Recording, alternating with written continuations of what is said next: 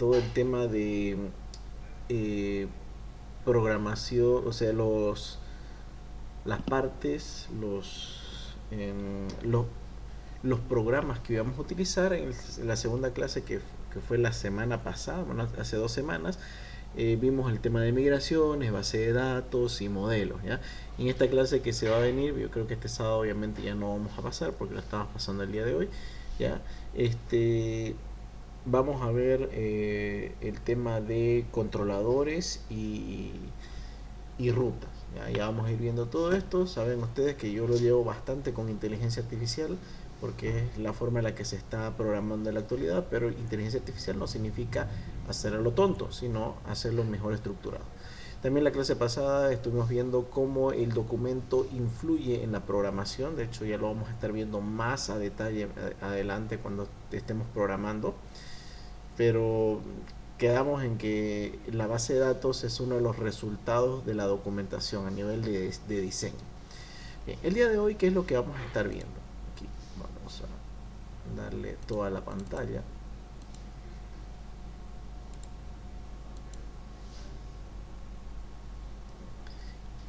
El día de hoy vamos a estar viendo el tema de teoría.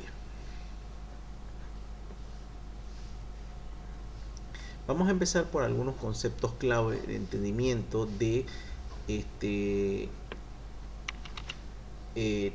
TFG, teoría general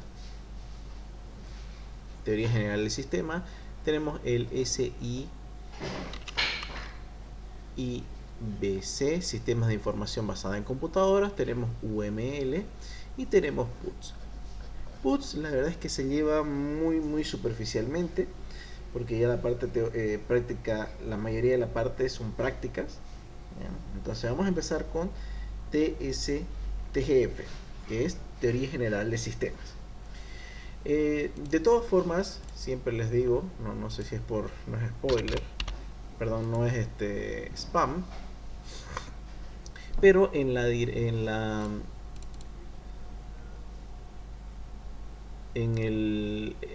link, bueno, en el grupo de WhatsApp tenemos un link a un drive. Ese drive es el que tenemos aquí. Y aquí hay varias cositas que a ustedes seguramente les va a interesar. Bien, tenemos por ejemplo, este es el segundo parcial.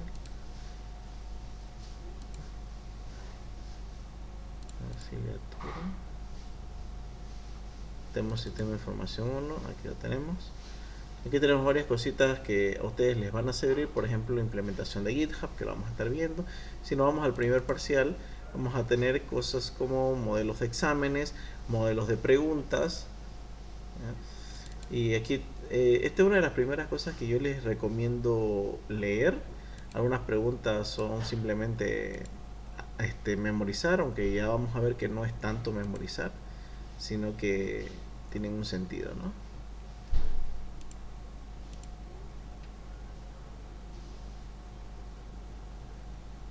También este de acá que dice preguntas de repaso, lo vamos a ver.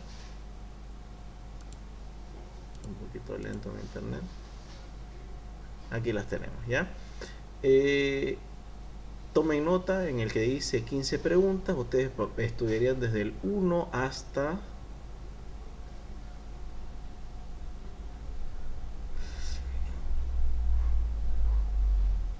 el 8, ¿ya? Hasta el 8 sería así, hasta el 8, ¿ya? Hasta el 8 9 no, perdón, hasta el 14, hasta el 13, hasta el 14. Hasta aquí es donde ustedes tendrían que estudiar. Lo demás es para otro examen parcial. Y así vamos a ver acá en preguntas de repaso. Entonces, 45 preguntas base van a hacerlo hasta el 14, que son las referentes al primer parcial. Y aquí tenemos un poco también que es básicamente todo, ¿no? Que son otras 16 preguntas. Son 30 en total que ustedes van a poder leer. Ya vamos a ir viéndolas también de manera en esta clase del día de hoy. Bien, rapidito, vamos a ver un poco. Vamos a iniciar con teoría general del sistema. Yo creo que este es uno de los puntos más importantes, de las que vienen más preguntas y sin embargo son de las que eh, menos entendimiento se tiene, ¿no? ¿Por qué? Porque es de un libro. Y al final de cuentas, ¿quién lee un libro por un examen? Es sumamente complejo hacer eso, ¿no? Teoría general de sistemas. Cuando nosotros hablamos de la teoría general de sistemas, estamos hablando de cómo funcionan los sistemas en general. Pero Eric, es exactamente lo mismo. Claro, lo que pasa, y aquí quiero que entiendan muy bien, cuando hablamos de sistemas en general, significa que no son sistemas de información. Y eso es lo primero que se quiere decir. No son sistemas de información, son sistemas en general. ¿Ya? ¿Qué es un sistema? Cuando ustedes tengan duda acerca de qué es algo, traten de asociarlo con algo que ya conocen. Por ejemplo, si yo les preguntara qué es un sistema, probablemente muchos de ustedes no sepan describir y me van a decir, no, que es seguramente un, un programa donde escribimos cosas, etcétera, etcétera. Sí, pero no estamos buscando ese concepto, sino de manera general. Yo pienso que una de las formas más fáciles de escribir un sistema es con otra cosa, no sistemas de computadora, sino, por ejemplo, un sistema digestivo, el sistema digestivo, ¿no? Que es un sistema. Entonces, ¿qué es un sistema? ¿Qué hace el sistema digestivo? Es un conjunto de órganos que generan la nutrición. En este caso, entonces, ¿qué sería un sistema?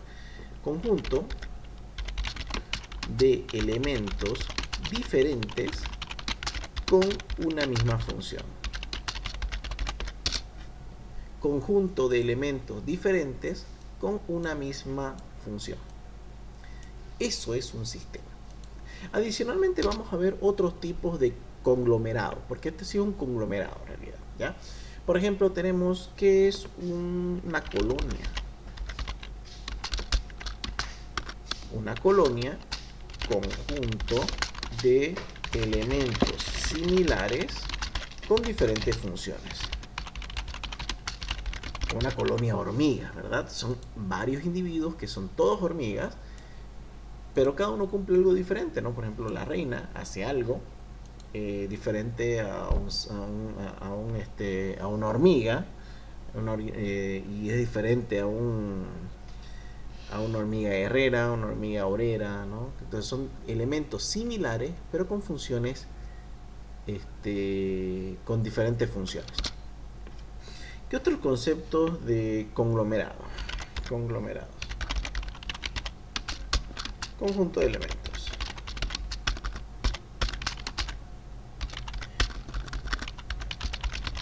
Simplemente un conglomerado es un conjunto de elementos. Indiferente si funcionan en armonía, si no funcionan en armonía, etc. ¿Ya? Déjenme ver si hay otro concepto que se me está olvidando para que no lo pasemos por alto. ¿Qué más tenemos? Colonia, conglomerado. Está muy lento el internet.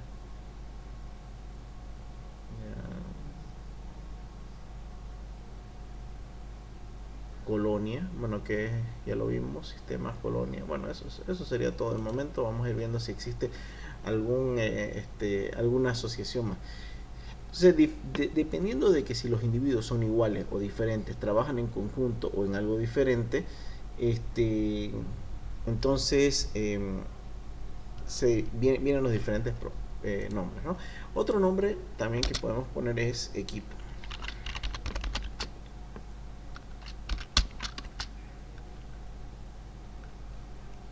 Un equipo, elementos similares que tienen sinergia. Ya vamos a ver qué significa todo esto, ¿ya? Un conjunto de elementos similares que tienen una sinergia, ¿ya? Si alguno no sabe qué es una sinergia, ya lo vamos a ver dentro de un rato. Bien, entonces aquí tenemos la teoría general de qué son sistemas, ¿ya? Es el punto más importante, conjunto de elementos diferentes que tienen una misma función. Esto lo podemos sacar obviamente del entendimiento del sistema digestivo, sistema endocrino, sistema nervioso. Entonces, como les digo, muchas veces no es necesario aprenderse algo de memoria, sino algo que se le parezca y a partir de ahí intentar describir lo que nosotros conocemos, ¿no? Por ejemplo, colonia de hormiga, un conglomerado de autos, por ejemplo, también, ¿no? Ya.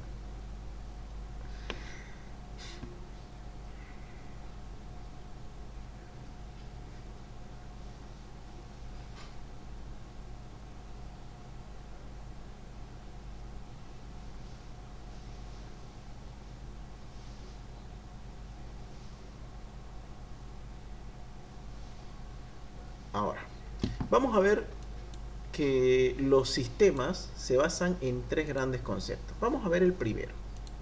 Entonces esto como primer elemento, saca el screenshot y vamos a continuar con los siguientes conceptos.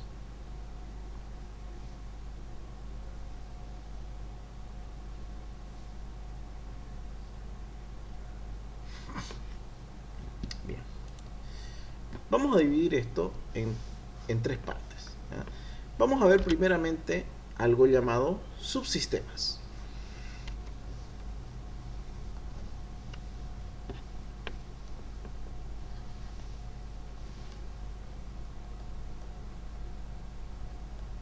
Subsistemas. ¿Qué significa un subsistema?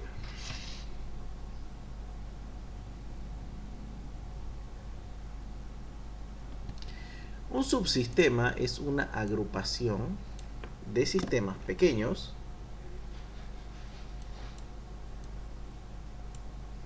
vamos a hacer un poquito más pequeño, grupo de sistemas que forman sistemas más grandes. Entonces son grupos de sistemas que forman sistemas aún más grandes.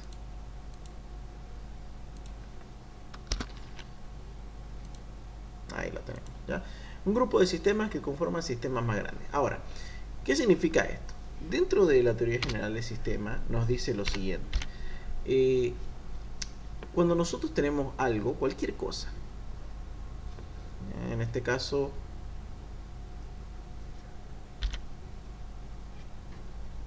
está como máscara vectorial.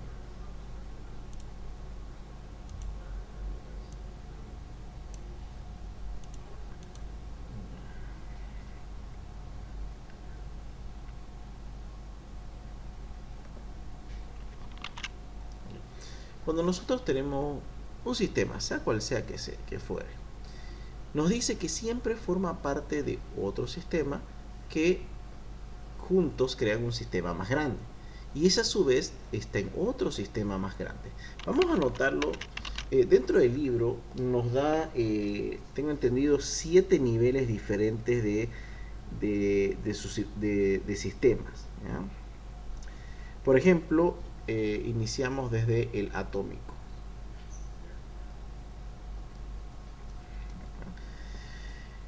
El atómico se podría decir que es el subsistema más pequeño que existe.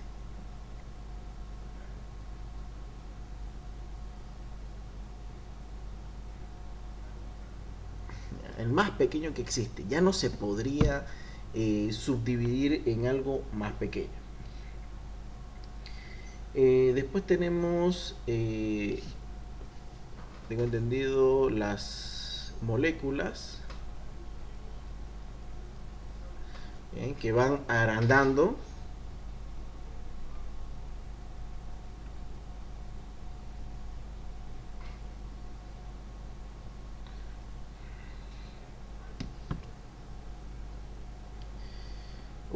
O estas también son llamadas elementos estáticos, vamos a ponerlo como estático, el libro lo dice estáticos. ¿Ya? Después tenemos sistemas dinámicos simples. ¿Ya? Y así, a ver, tengo entendido que aquí está escrito, vamos a echar una miradita, todos los niveles que tiene. No está acá.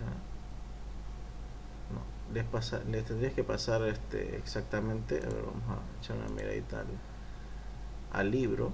porque aquí habla mucho de eso. A ver, TFG.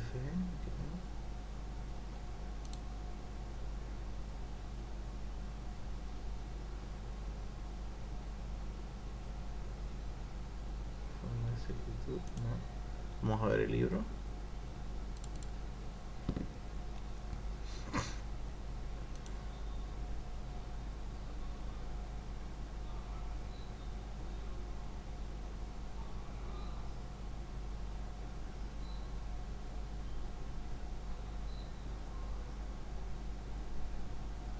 Aquí está, mira, habla de diferentes niveles, ¿no?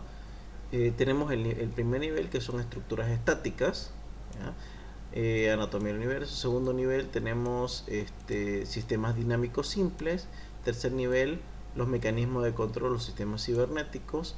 El cuarto nivel, los sistemas abiertos. El siguiente nivel es el sistema genético, los sistemas genéticos o sociales. Después tenemos el sexto nivel, es los reinos. Y finalmente tenemos el nivel humano, que es el nivel organizativo. El octavo nivel vendría a ser la estructura social, y finalmente los sistemas trascendentales. ¿Bien? Estos son los niveles que tiene. Vamos a ver un poquito acerca de estos niveles, ¿no? Por ejemplo, iniciamos desde algo atómico, lo que no se puede dividir, y vamos subiendo, ¿no? Los sistemas estáticos pueden ser las células, después tenemos los órganos, después tenemos el cuerpo humano. Los humanos generan familias, las familias sociedades, las sociedades países, el país continente, el mundo, el sistema solar, y así podemos notar que siempre, y aquí hay algo importante, que vamos a sacar algo según la teoría general del sistema, nos dice que todo sistema está dentro de otro sistema.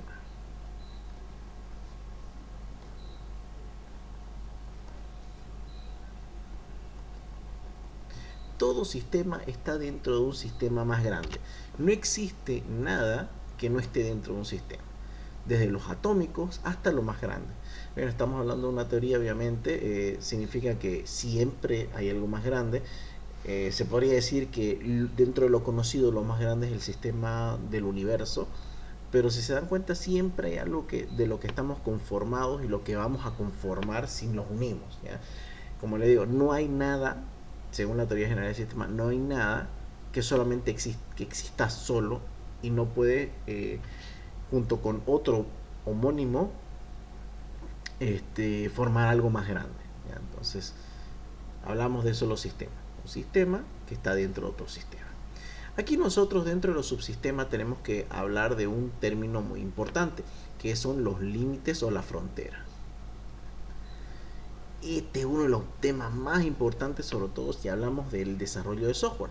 ¿Por qué? Porque nosotros, como un sistema está dentro de otro sistema, podemos hacer que este sistema forma parte de este, ¿no? Y si nosotros no detallamos este límite, la línea definitoria, entonces este subsistema desaparece y se vuelve uno con el sistema más grande.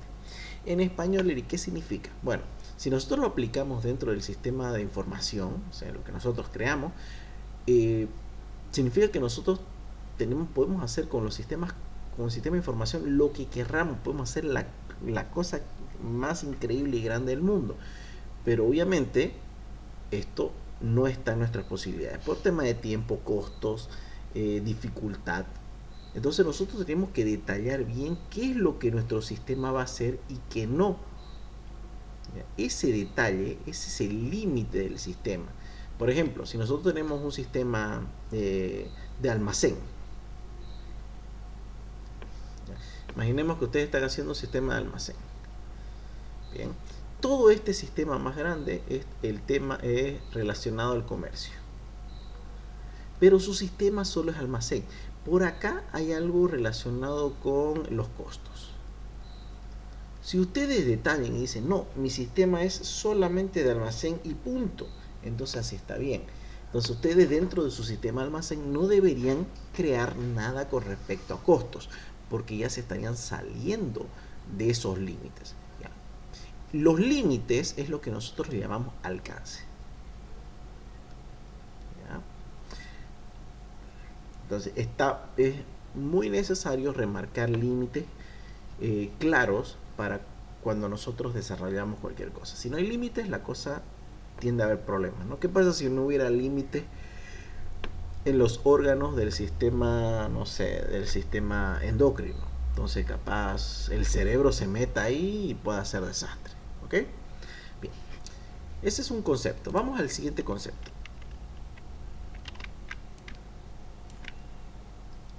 Tipos de sistemas.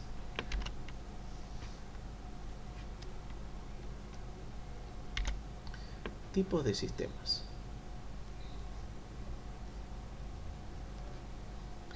Los sistemas tienen muchas formas de organizarse. Uno de los cuales, más importante, sería por su naturaleza.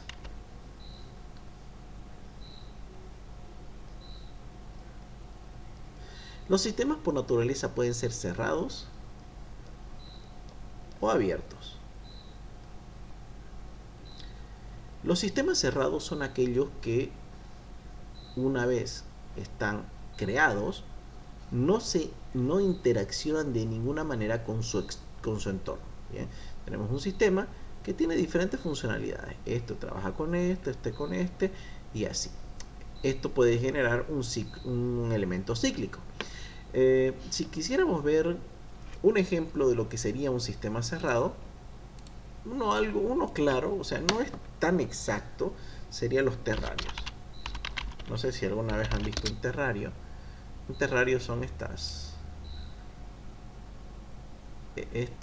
¿cómo se llama? Estos mini ecosistemas, un terrario cerrado. Bueno, son mini ecosistemas, ¿eh? Son bonitos los terrarios cerrados, miren. Son botellas, ¿no? Donde tienen plantitas, tierra, sustrato, todas esas cosas, ¿no? ¿Cuál es el chiste de estos terrarios cerrados? Que generan un ciclo interno. ¿Ya? Por ejemplo, técnicamente ustedes le echan agua, y ahí no le tienen que volver a echar agua en un mes, 2 meses. ¿Por qué? Porque empieza a generar un ciclo interno. Las plantas absorben, crecen, y después cuando hace sol la humedad sale, ¿no? Sudan, la humedad sale, se generan como unas pequeñas gotas cuando hace frío y estas vuelven a caer. Entonces se genera un ciclo de lluvia interna. Entonces estos terrarios, esa es la característica, ¿no? Que mmm, pueden sobrevivir solo. El ser humano no tiene que estar echándole agua a cada rato, como pasaría con cualquier planta. Eso vendría a ser algo parecido a los sistemas cerrados. Los sistemas cerrados son elementos como aquí podemos ver, están sellados, ¿no? Hay una tapa, no entra ni sale nada. No entra nutrientes, no entra bichos, no entra nada. Y si tienen algunos bichos internos, también forman parte del ecosistema. ¿Qué son los sistemas abiertos? Los sistemas abiertos son todos aquellos que no tienen este límite. Y de hecho, un sistema puede interaccionar con otro sistema que a la vez interacciona con otro sistema. E internamente tiene la misma composición con sistemas cerrados, pero es capaz de interaccionar con otros elementos. ¿Ya?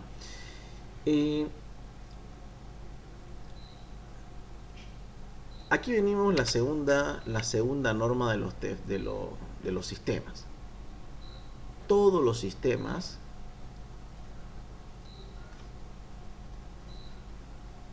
son abiertos.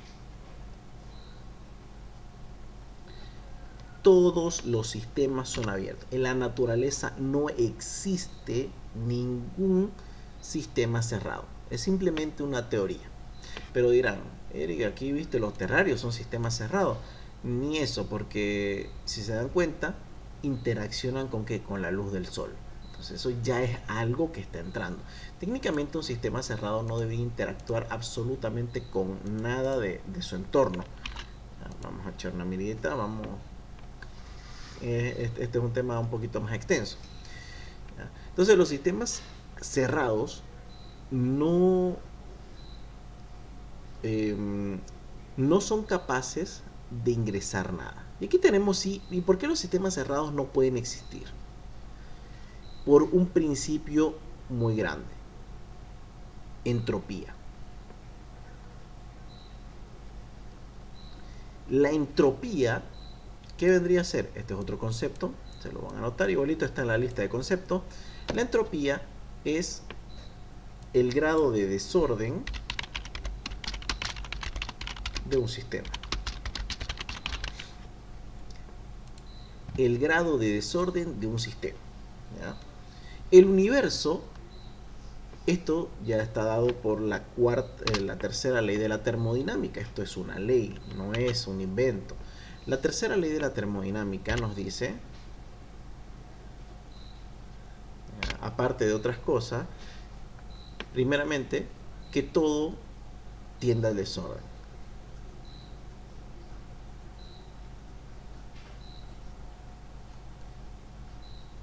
¿Bien? No está en la naturaleza del universo estar ordenado, así es por ley. Vamos a hacer un ejemplo de cómo funciona esto. Miren, yo estoy aquí, parado. Ahí está. Y extiendo mi mano. Ustedes sabrán ¿qué es un diamante? Un diamante es una piedra, ¿no? Una piedra física que tiene cualidades que la vuelven bastante valiosa. Ahora, en realidad, si nos vamos a nivel atómico, un diamante no es nada más que una conexión de átomos colocadas en una posición muy muy específica, ¿ya? Entonces, si es solamente una conexión de átomos, que solamente en su mayoría son carbono, cosa que en el ambiente hay carbono. Ahora, la cuestión es esta, ¿no? Si son elementos naturales que podemos encontrar en cualquier lado, es posible que yo extienda mi mano y de la nada los átomos se armen de tal forma que aparezca de manera instantánea un diamante en mi mano. ¿Es una probabilidad? Claro, es una probabilidad. Bueno, sería decir más que todo una posibilidad. Entonces, existe la posibilidad que yo extienda mi mano. ¿Por qué? Pues no es imposible. Es más, incluso ni siquiera hablemos de elementos, hablemos de átomos. ¿Qué pasa si un átomo regala sus electrones? Se vuelve otro elemento. Entonces, tranquilamente yo podría tener cualquier elemento en mi mano. Entonces, según la ley de la termodinámica, todo puede existir, todo puede pasar. En este caso, que un diamante aparezca instantáneamente en mi mano. Ahora, ¿por qué no lo hace? Porque aquí hablamos de probabilidad. El problema es el siguiente. Para que se forme el diamante hay una sola combinación. Mientras que para que no se forme el diamante hay infinitas combinaciones. Ahora, esta es la razón por la que no aparece un diamante en mi mano. Una lagrimita, ¿no? Porque hay una forma, hay una probabilidad que aparezca y 10.000 millones de billones que no aparezca. ¿Por qué? Y esto vendría a ser la entropía. ¿Y por qué está sucediendo esto? Por mera probabilidad. Entonces, para que mi diamante aparezca, tiene que aparecer un sistema ordenado, tal como lo vemos acá. Pero es más fácil que esté desordenado que ordenado. Y esa es la ley de la entropía, ese grado de desorden. Todo tiende al desorden. Vamos a ver otro ejemplo. Imagínense que ustedes están en su cuarto. Ustedes pueden ser la persona más ordenada del mundo, pero a final de cuentas siempre su cuarto se va a desordenar. Siempre, a pesar de que ustedes sean la persona más ordenada, en algún momento se va a desordenar. ¿Bien? Es porque, ahorita vamos a explicar por qué, por el tema de la energía. Pero al final de cuentas siempre se va a terminar desordenando, ¿no?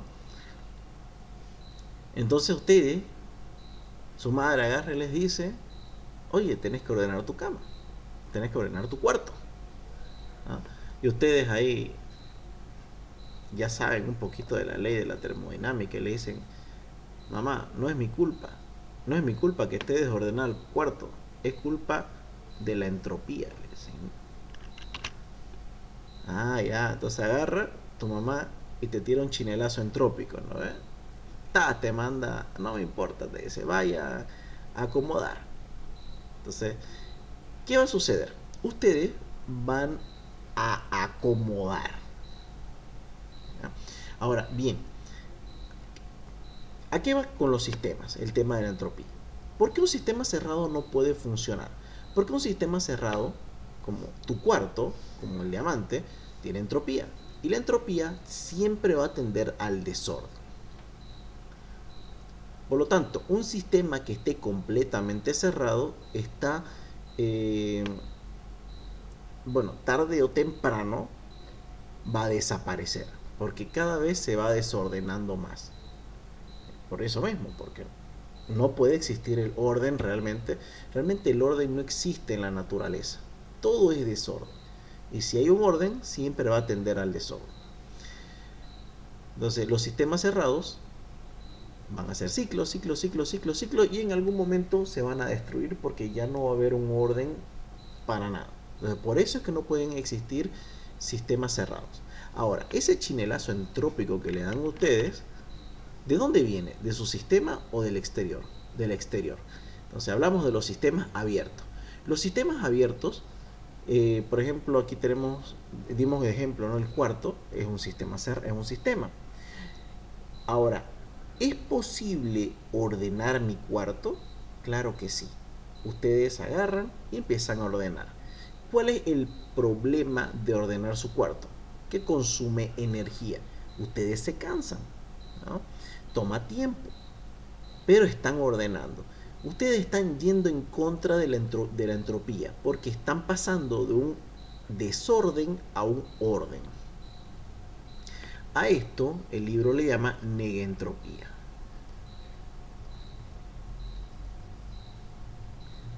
Es una cualidad de los sistemas abiertos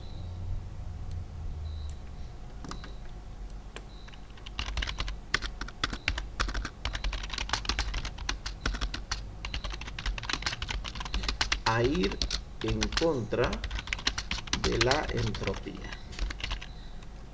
Entonces, una cualidad de los sistemas abiertos de ir en contra de la entropía. Ese vendría a ser la negentropía. Y si se dan cuenta, es algo obvio, porque los sistemas abiertos, como solamente los sistemas abiertos, pueden permitirse meter algo del exterior a mi sistema. Como la energía siempre se va disipando hasta llegar a un desorden total, si yo quiero ir en contra, tendría que, si yo quisiera que todo se ordene, tendría que aplicar una energía que sea mayor a la energía que se está perdiendo. Por lo tanto, es por eso que cansa más ordenar que desordenar. Porque desordenar, obviamente, consume menos energía. Porque para ordenar, no solamente tenemos que consumir la misma energía del desorden, sino que superarla. ¿Ya? Y es por eso es que ordenar algo es tan complejo. Entonces, la negentropía no existe realmente en la naturaleza. Por eso en las leyes de la termodinámica no aparece tal palabra como negentropía. Esto viene de la teoría general del sistema. ¿Y por qué no existe? Bueno, no existe en la naturaleza porque no hay nadie que pueda ir en contra del desorden. El único que puede es el ser humano. Y es por eso que fue capaz de construir cosas, porque iba en contra de la naturaleza, de esa naturaleza del desorden. Entonces, el ser humano termina siendo el único capaz de generar estos sistemas, que van en contra de eso. Obviamente la energía la tiene que sacar de algún otro lugar. ¿Bien? Entonces esto vendría a ser la segunda parte. Es por eso que los sistemas solamente pueden ser abiertos, no pueden ser cerrados. Porque si un sistema es abierto, es cerrado, entonces tarde o temprano va a desaparecer. Mientras que un sistema abierto siempre va trayendo energía de otro lado para poder ir en contra de esa naturaleza del desorden. Vamos al tercer punto.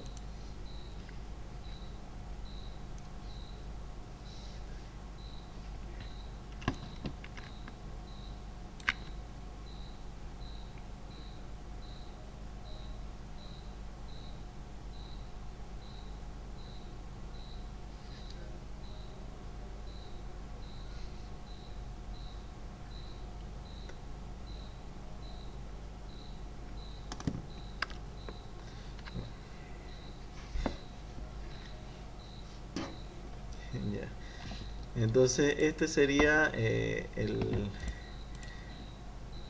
segundo gran elemento, ¿no? De la teoría general del sistema, ¿ya? El tercero,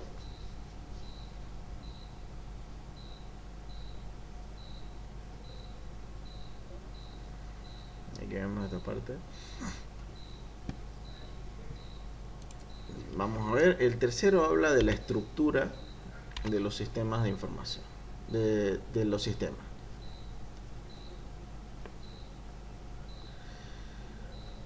Los sistemas constan de 3 o 4 partes, dependiendo de cómo lo vean, ¿ya? Tenemos el proceso. Perdón, vamos a empezar en el inicio. Tenemos una entrada. Tenemos un proceso. Y tenemos salida.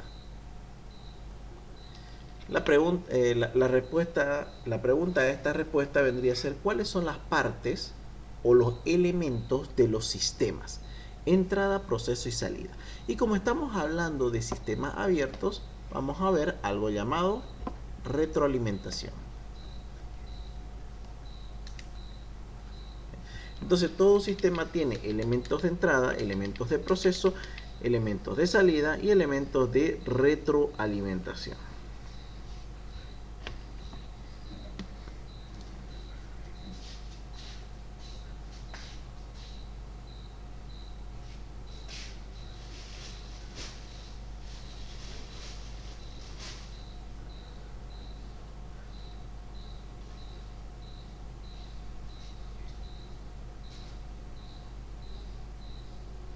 Bien. ¿Qué es una entrada? Una entrada normalmente se le conoce como datos. Datos. Una salida se le conoce como información. Al proceso se lo conoce como procedimiento. Y a la retroalimentación, bueno, su nombre lo indica, retroalimentación. Ahora, estos son conceptos también que lo pueden ustedes ver en el documento que les pasé. Así que eso tenganlo en cuenta también. Por ejemplo, aquí tenemos que es dato. Ahí no tengo que es dato. Bueno, ahorita lo vamos a anotar entonces. Vámonos entonces a un cuadro aparte. Nosotros tenemos entrada, proceso y salida. Son los elementos básicos de un sistema. Entrada, proceso, salida. Y como estamos hablando de un sistema abierto, retroalimentación. Bien. Una entrada son todos los elementos que inician con el ciclo. Bien. A esto se les conoce como datos. ¿Qué es un dato? Es un hecho aislado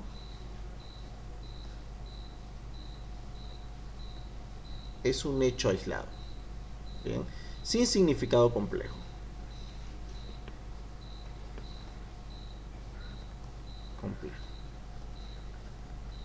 Es un hecho aislado, ¿no? Por ejemplo, 23 grados, 24 centímetros, no sé. Ustedes ven, pero son elementos por separado que no nos dicen mucho, ¿ya? El procedimiento o proceso es todo lo que sucede dentro del sistema.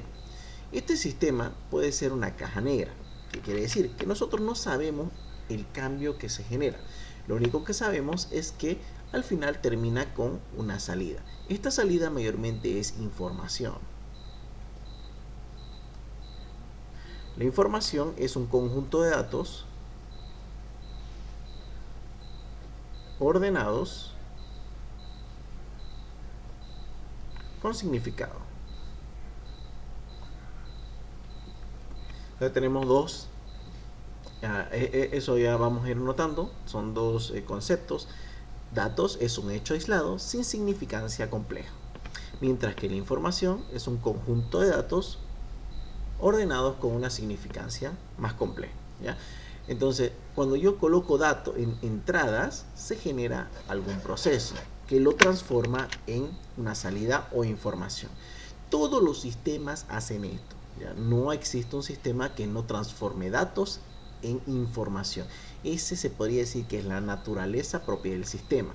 Ordenar para tener salida. Vamos a ver su relación con los sistemas de información.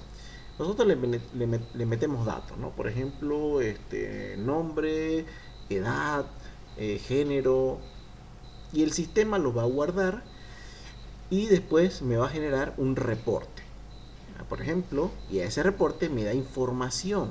La información ya me genera elementos que me ayudan a la toma de decisiones. Por ejemplo, me puede decir que la mayoría de mis clientes son del género masculino o su edad oscila entre los 18 y 24 años. Entonces yo ya sé qué hacer, qué puedo hacer, cómo puedo actuar. ¿Ya? Entonces, ¿para qué sirven los sistemas basados en computadora? En este caso, nos vamos a pasar un poquito a eso. ¿Para qué sirve? Porque creo que esta es una pregunta que lo hace varias veces. ¿Por qué? Sirven para tomar decisiones. O como ayuda, como soporte a la toma de decisiones.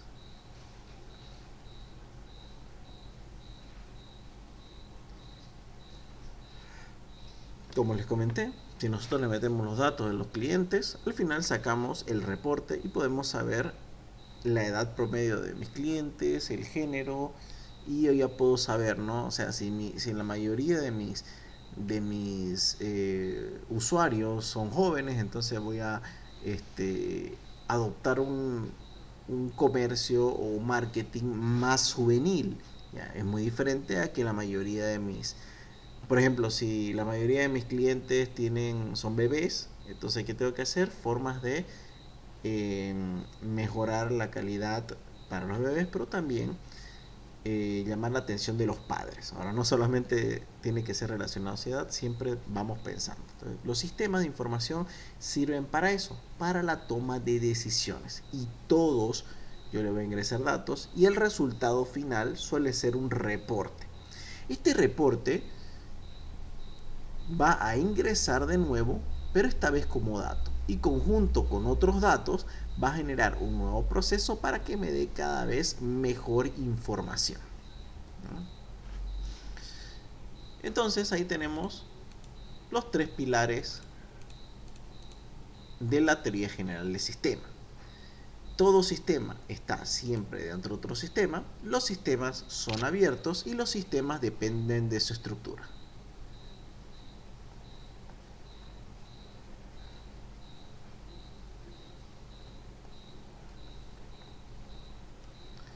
Bien.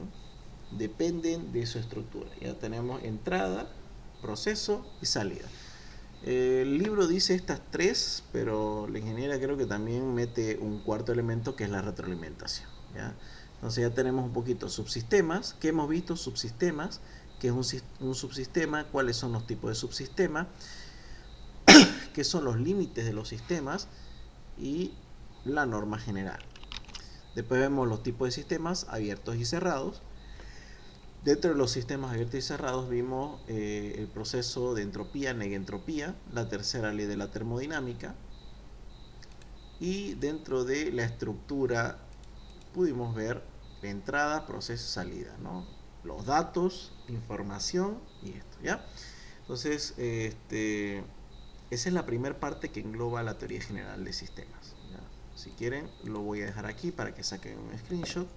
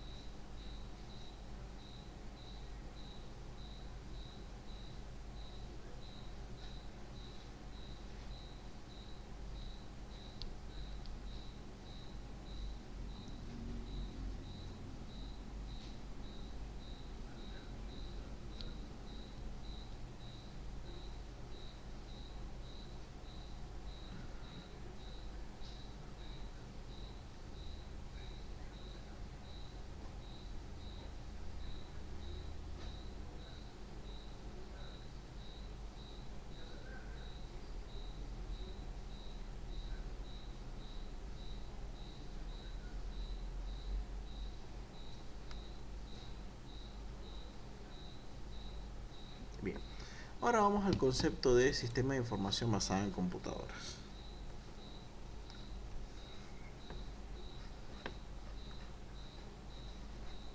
Sistemas de computación basado en computadoras. Una vez tenemos la información clara acerca de qué son los sistemas, ya nos podemos centrar más en nuestra área, que es un sistema de información basado en computadoras. Vamos a ver que si me pregunta cuáles son las partes o elementos,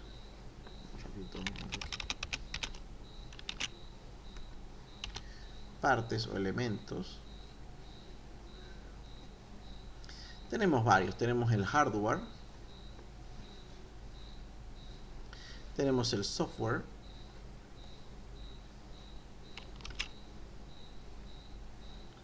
tenemos las personas. ¿Bien? Esos son los niveles del sistema de información basada en computadoras, ¿ya?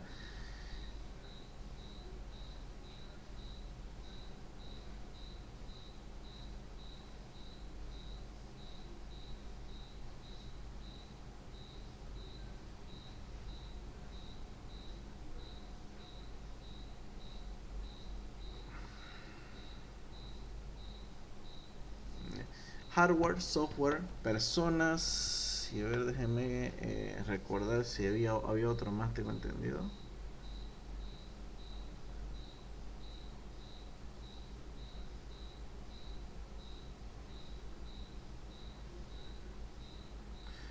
Que habían 4.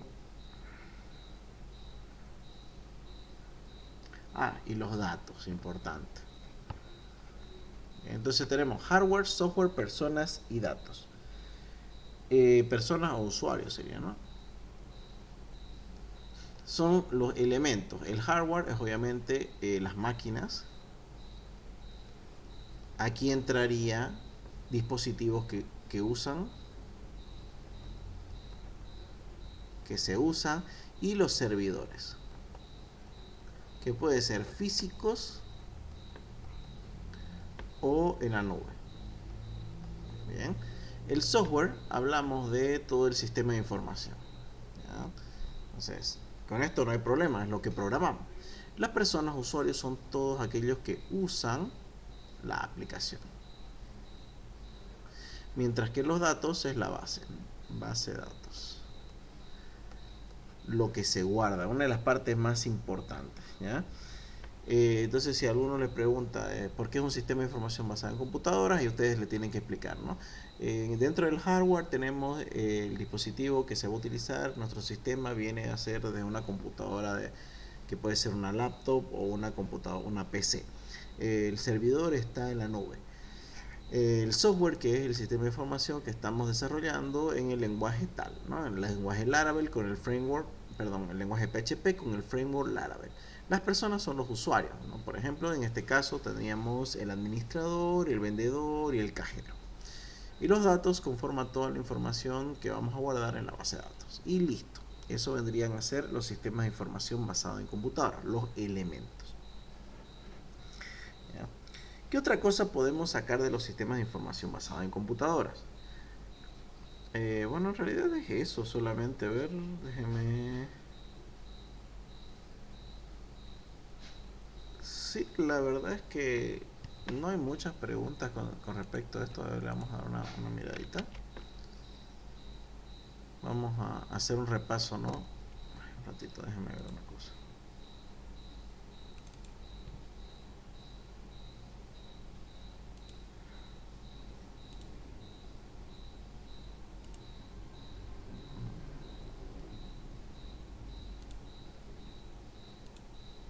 Vamos a pararlo. Ahora sí.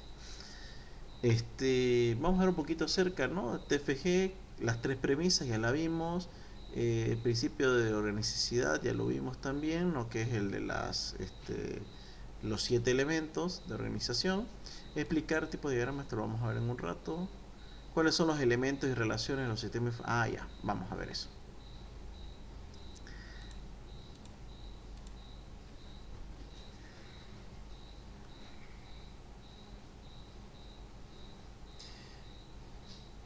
Aunque esto es más de UML, ¿no? Es que a veces sí se Se chipa, bueno, vamos a ver elementos y relaciones. Eso lo vamos a ver después cuando veamos UML, ¿ya?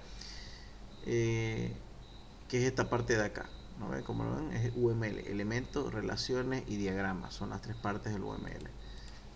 ¿Qué más tenemos? A ver, describir el grupo de por grupo de la clasificación de los sistemas. Son los 8 grupos que vimos, ¿no? Definir modelo, esto lo vamos a ver ahorita, algunas cuantas definiciones. Productos de software y características del software. Mencionar el marco de trabajo genérico. Bueno, esta es otra cosa. Vamos a ver con exámenes más recientes. Estos son antiguísimos.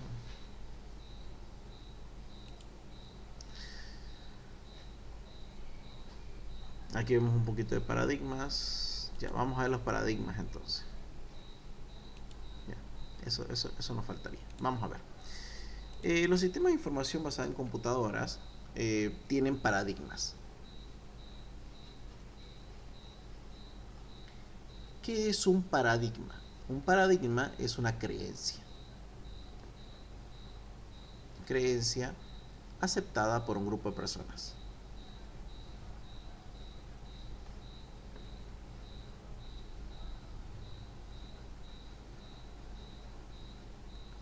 Cuando varias personas adoptan un paradigma, entonces se genera una creencia que todos aceptan, ¿no? Por ejemplo, el paradigma de la justicia. No es algo, la justicia realmente no es algo que exista como tal, ya que cada persona tiene su propia justicia. Pero entre todos nos juntamos y vimos algo que lo básico es justicia para todos, ¿ya? Entonces se estableció los elementos, las leyes y todo eso, ¿no? Pero no dejan de ser más que solo eso, ¿no? Paradigmas. Como poner, ahí está, de desarrollo, qué paradigmas de desarrollo. Ahora, el tema de paradigmas, vamos a ver que la ingeniería tiene muchas palabras para ver el paradigma. Se le puede conocer como paradigma, como framework o como modelo. Bien. Si bien paradigma es una creencia aceptada por un grupo de personas, creo que lo que más se refiere es a un modelo, ¿ya? Y aquí tenemos que es un modelo. Aquí lo vamos a leer de esto de aquí que tenemos. No pelarle.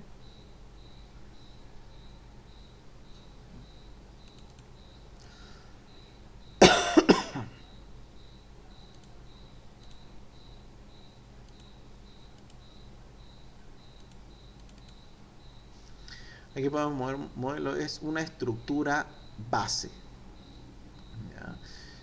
Que es un paradigma de desarrollo, es lo que le comentaba. Entonces un modelo es una estructura base, ¿no? Unas guías de cómo poder hacer un sistema de información, ¿ya? Y aquí entran toditos los modelos que seguramente conocen, ¿ya? ¿Qué modelos tenemos? Y aquí vamos a comenzar con un poquito con esto. Por ejemplo, los modelos que nosotros tenemos, en especial, primero es el cascada. Modelo cascada. Vamos a ir muy rápido con esto porque son varios. El modelo cascada es un tipo de desarrollo en el cual nosotros hacemos una parte del programa y después vamos haciendo la siguiente. Se le denomina cascada. Vamos a ponerlo así. Se le denomina cascada. Está al revés, no, perdón, así. Empieza así, después así, después así y después así. Se le denomina cascada porque cuando se cierra una parte del proyecto, esta queda sellada para siempre. No se puede volver a trabajar sobre lo que ya se hizo. Bien, básicamente, solamente nos tenemos que concentrar en la parte que toca en esa iteración. Tiene sus partes buenas, partes malas. Este es parte de los modelos clásicos antiguos. De hecho, ya no se suele ver el modelo cascada, ¿ya? Características. No se puede, se vuelve atrás. ¿Ya? No se puede volver al desarrollo que técnicamente ya se hizo. Se usa en sistemas donde no hay error. No debe haber error.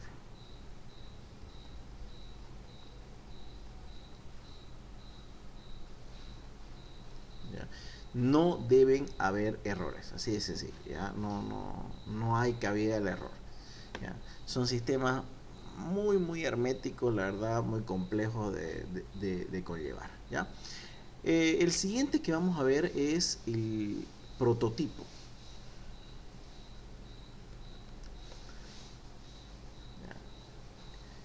El modelo prototipo. Este me gusta y de verdad creo que ya existe en la actualidad, hay bastante acerca de esto.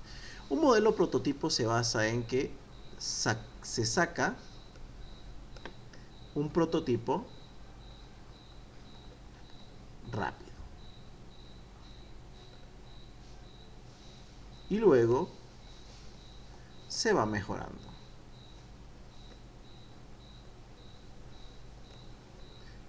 O sea, la idea de esto es contra todo sacar, que así esté mal, destrozado, sacamos un prototipo que se vaya probando y después vamos iterando para ir mejorándolo. Dirán, ¿por qué te gusta? ¿Acaso esto existe en la vida real? Sí, de hecho, así es como funcionan los juegos.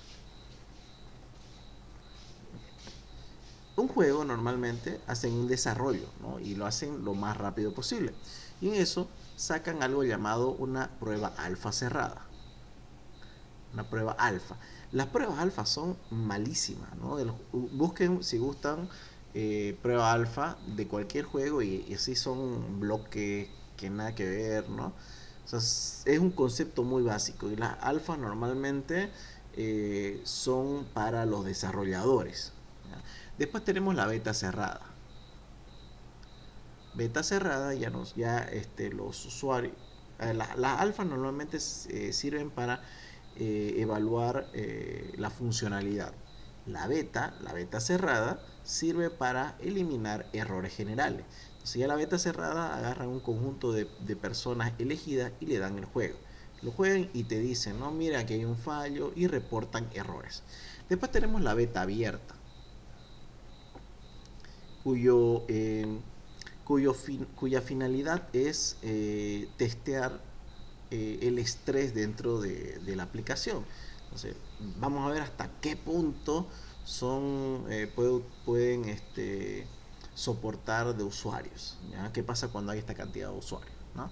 Y al final pueden tener varias betas. Y aquí empiezan a ver un montón hasta que se tiene la salida. De hecho, hay juegos que se mantienen en una beta constante, ¿no? Por ejemplo, el famoso Palworld que hace tiempo salió y creo que ya va hace como 5 años y sigue en beta. Y sigue así de manera indefinida.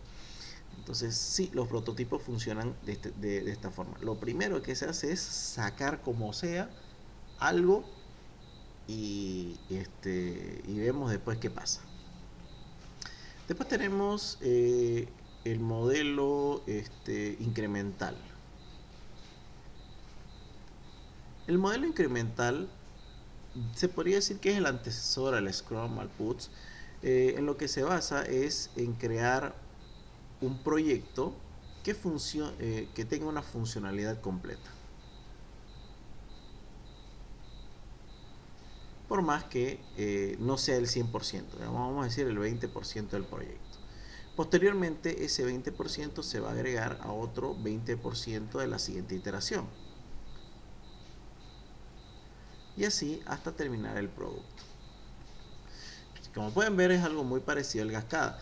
La diferencia es que sí es posible volver para atrás, aunque no es la mejor idea en el incremental, pero se basa en que se va generando la misma iteración hasta llegar a un proyecto completado al 100%.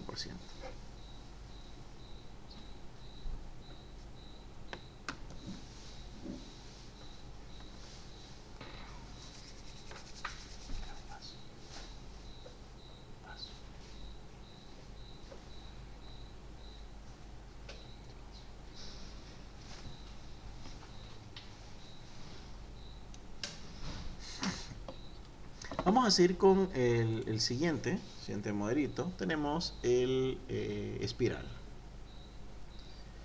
El espiral ya toma los conceptos, obviamente, de prototipo de incremental. ¿De qué se trata? Es un desarrollo que va a manera de espiral, que está dividido en estas partes, ¿ya? En cada una de las iteraciones, porque por ejemplo toma el concepto de iteración y el concepto de prototipo. Bien. Entonces aquí, ¿qué es lo que se hace? Se busca lanzar una parte de la iteración como un prototipo rápido. ¿Ya?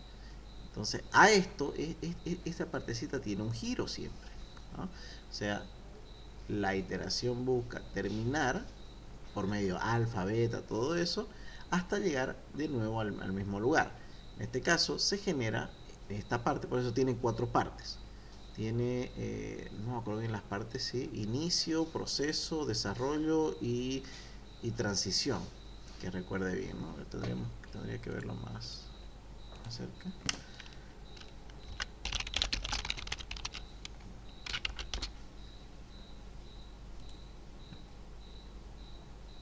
Las cascadas, es que modelo espiral. Ahí lo tenemos, ¿ya? Como pueden ver, tenemos análisis de riesgo, determinar objetivo. Este software quiero decir.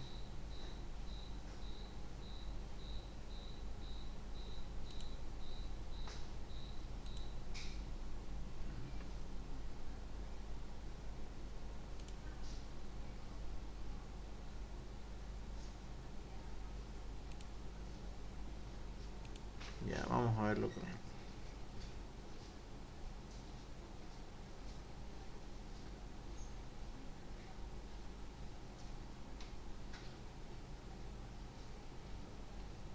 Bien. Como podemos ver, aquí hacemos un análisis, planeación, evaluación e ingeniería, que aquí ya, si se dan cuenta, se genera el prototipo. Entonces, en cada vuelta se empieza todos esos procedimientos hasta llegar a un prototipo. Entonces, cada partecita podemos hacer iteraciones de manera que, por ejemplo, en una parte del programa se genera un prototipo por medio de alfa, beta, y después pasemos a la siguiente iteración con lo mismo. Como les digo, el tema del espiral es una combinación de iteración y prototipo.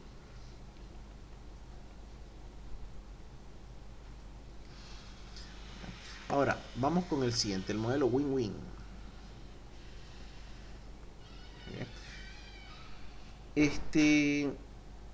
El modelo win-win, que creo que es lo que me sale en la mayoría de los casos, es que en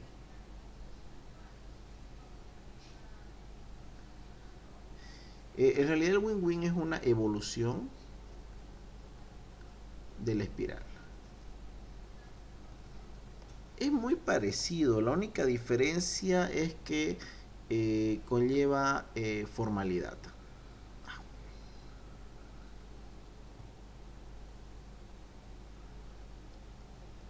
¿Qué quiere decir?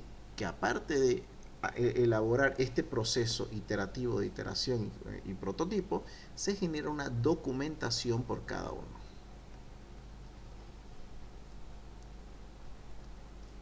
Giro, iteración.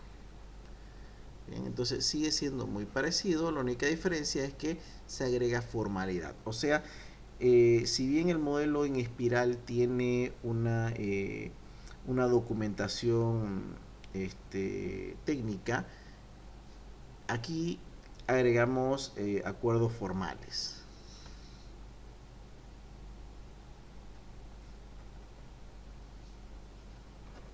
Bien, y listo.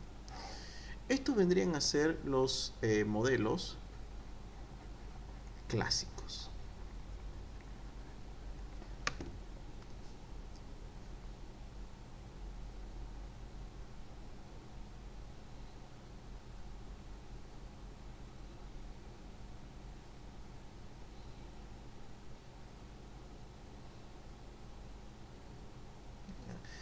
Eh, Aquí vamos a ver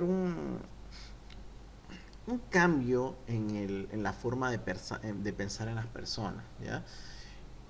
No sé si ha sido algo bueno y malo realmente, pero conforme ha cambiado los tiempos, anteriormente, a ver cómo decirlo, anteriormente los sistemas eran elementos altamente estructurados que necesitaban mucha documentación y planificación con anterioridad.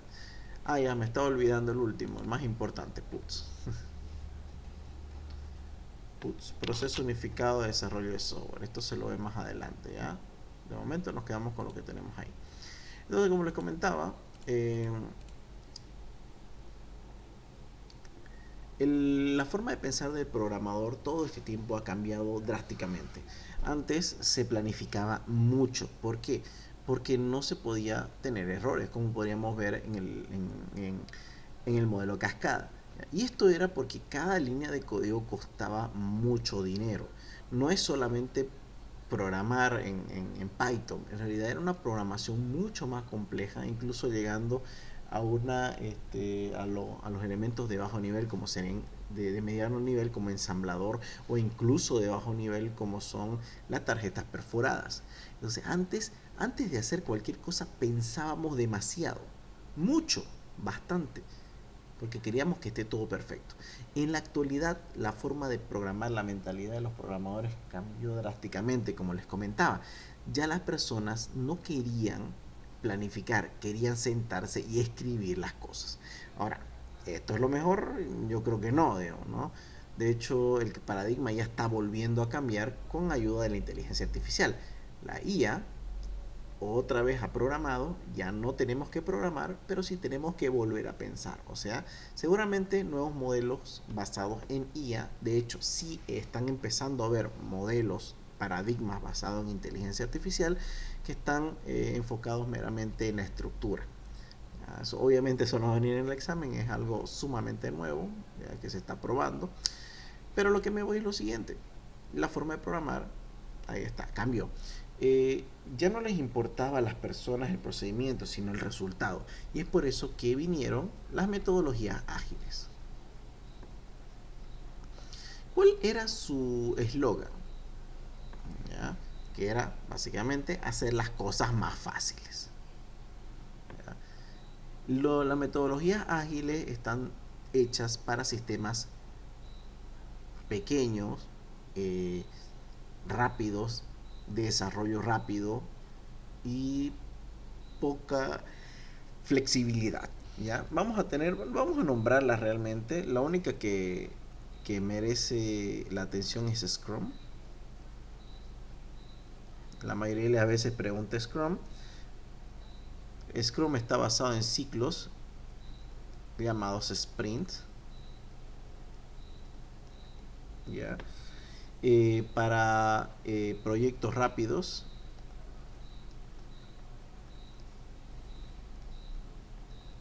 mayormente los proyectos van de 1 hasta 3 meses y los sprints normalmente duran 1 o 2 semanas. ¿Ya? Está basado en reuniones.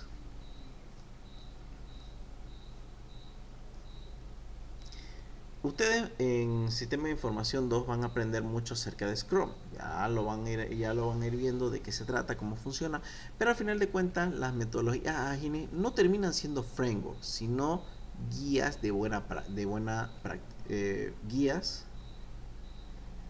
y buenas prácticas.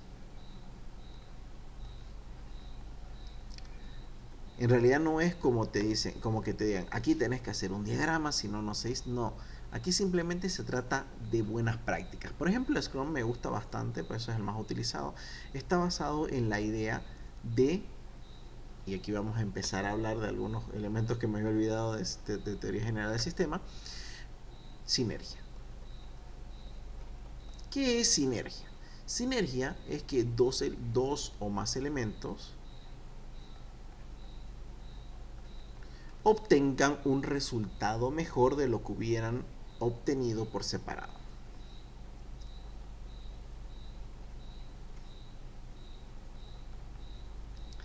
Bien, hay una frase muy bonita que sale en la teoría general del sistema y dice que 1 más 1 es igual a 3. 1 más 1 es igual a 3. ¿Qué quiere decir? Que si yo hago algo por separado y otra persona hace algo por separado, pueden hacer buenas cosas. Pero si ambos trabajan juntos, van a hacer maravillas. En eso está basado el concepto. Scrum te dice algo así. Y ahí es donde viene el concepto de equipo. ¿Ya? Es muy diferente decir equipo que grupo. Grupo simplemente está hablando de un conjunto de personas que van a trabajar juntas. Mientras que un equipo, ¿qué es? Hablemos de equipo de fútbol. Son personas que tienen habilidades diferentes que se complementan para generar un partido excelente. Por ejemplo, yo me acuerdo que había, hace años ya fue esto, siempre me acuerdo del Mundial Alemania 2006, creo que era el 2006, 2012, 2016 creo que era, sí, 2016. La cuestión es que había un equipo que estaba en la final, ¿no? Argentina contra Alemania. Argentina tenía el mejor jugador o sea, de ese entonces, en ese entonces el mejor jugador, Messi, ya una estrella, tenía a Di María, que era otro que no se le quedaba atrás, tenía dos o tres grandes estrellas. Sin embargo, Alemania, a pesar de que sí tenía buenos jugadores, no tenía una estrella como tal, pero todos sus jugadores eran buenos. Y al final de cuentas, ese año quien ganó la Copa Mundial fue Alemania, por más que Argentina tuviera eh, estrellas realmente de nivel mundial. En ese entonces estamos hablando de que ya estaba bajando, Alemania todavía no tenía las estrellas que tiene ahora, ¿no? Pero la cuestión es esa, ¿no? Ustedes veían el partido y el juego de Argentina era pasársela a Di María y después a Messi. Y ese era todo el juego. ¿Y qué es lo que hicieron los alemanes? Los cubrieron a los dos y ahí le fregaron el chiste. Sin embargo, los alemanes entre todos se pasan. Ustedes, era un espectáculo porque se pasaba la pelota con una precisión toditos eran participando y al final metían los goles. Al final le ganó Alemania, ¿no? Esa es la diferencia entre un equipo y un grupo. Un equipo hace sinergia. Por más que el otro tenga mejores jugadores, un equipo que se sepa complementar tiene mejores resultados. En este caso nosotros estamos hablando del equipo Scrum. Cuando nosotros tenemos un equipo, significa que todos se van a ayudar. Cada quien tiene sus roles fijos, pero como está basada en reuniones, siempre se hacen la pregunta, ¿no? ¿Cómo te fue? ¿Qué hiciste? ¿Tenés algún problema? Entonces, siempre está basado en preguntas, reuniones, dudas, que si se responden correctamente, obviamente van a tener un resultado. ¿Por qué? Porque si uno falla, todos fallan en el equipo Scrum. Como le digo, el Scrum es el más conocido. Vamos a ver algunos otros, por así decirlo. ¿Ya? Tenemos el Kanban, el modelo Kanban, que está basado en el To Do, Doing y Done. Bien. En tareas. De hecho, Scrum adopta elementos Kanban. Tenemos el XP, Extreme Programming.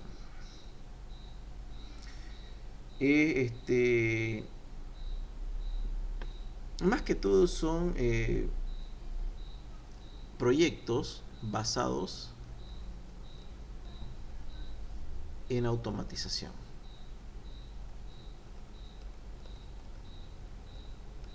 Basado en automatización. Pruebas automáticas, ¿ya? Y práctica de mejora continua. Integración.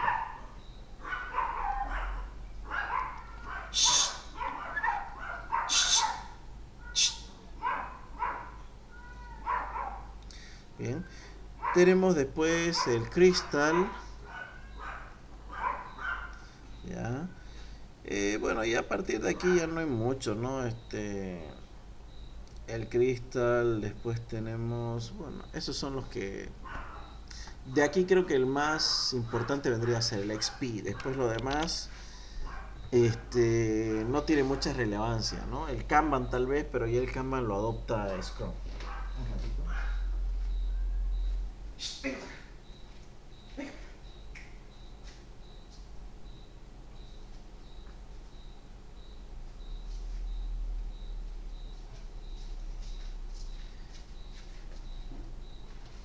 Ok, entonces estos son los paradigmas, cuales yo les voy a sugerir que aprendan: el Scrum, el XP. La mayoría de las veces va a ser solamente Scrum, ¿ya?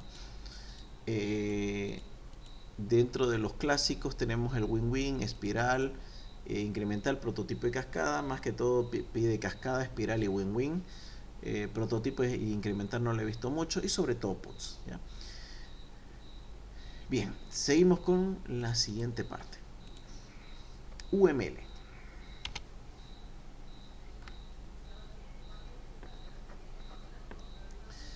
UML en inglés es United Model Language, mejor en español, lenguaje de modelado unificado. Lenguaje de modelado. Déjenme sacarme la duda porque ahorita no. Era UML, era. No me acuerdo si era universal o unificado. Creo que era unificado. No, universal.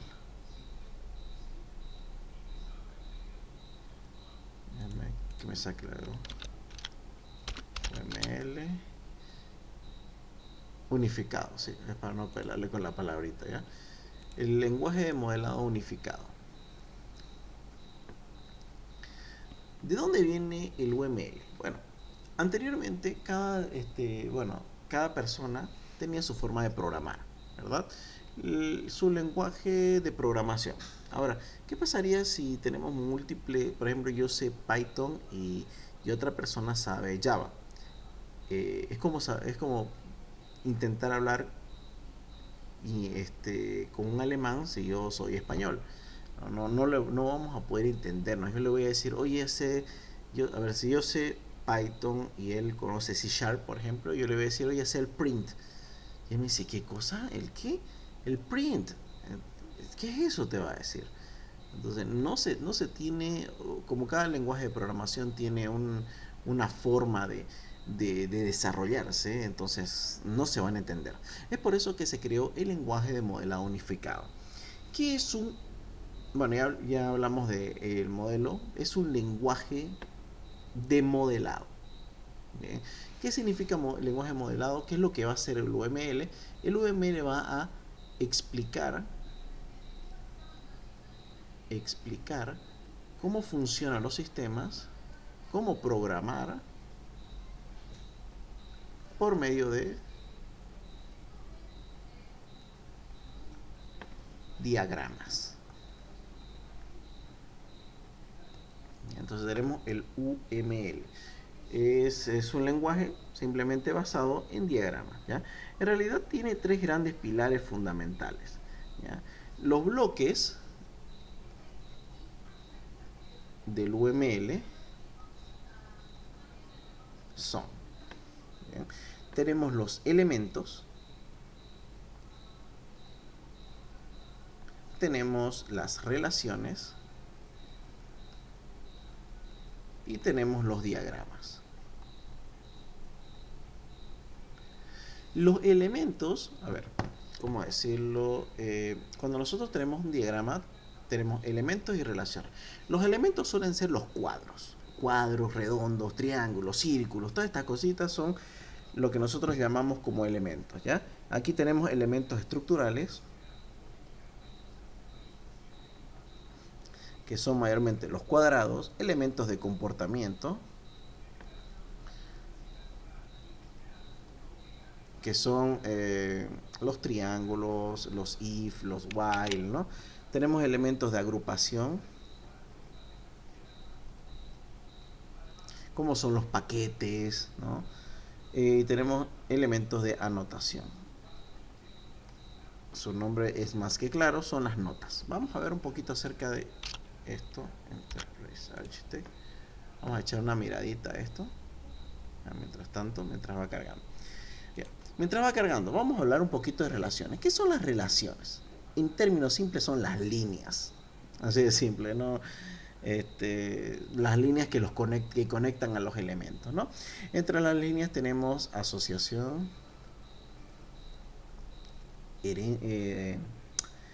generalización, composición, agregación y eso sería más, ¿no? Eso es más que todo. Y dependencia. Son todos los tipos de reglas. Básicamente son las líneas de conexión de la base de datos, ¿no? Vamos a echar una miradita acá cómo funciona para que la veamos. Bien. Si nosotros vamos acá, ahí, ¿no? Vamos a ver esto. Aquí vamos a ver diferentes elementos. Aquí vamos a ver, por ejemplo, el de casos de uso. Estos de acá son los elementos, ¿no? Son los cuadrados, actores, todas esas cositas. ¿Qué más tenemos? De comunicación. Aquí tenemos estos de acá. Y miren, aquí tenemos las relaciones, relationships. Aquí tenemos asociación. ¿Qué más tenemos? Package. Aquí tenemos los paquetes. Aquí tenemos otras relaciones.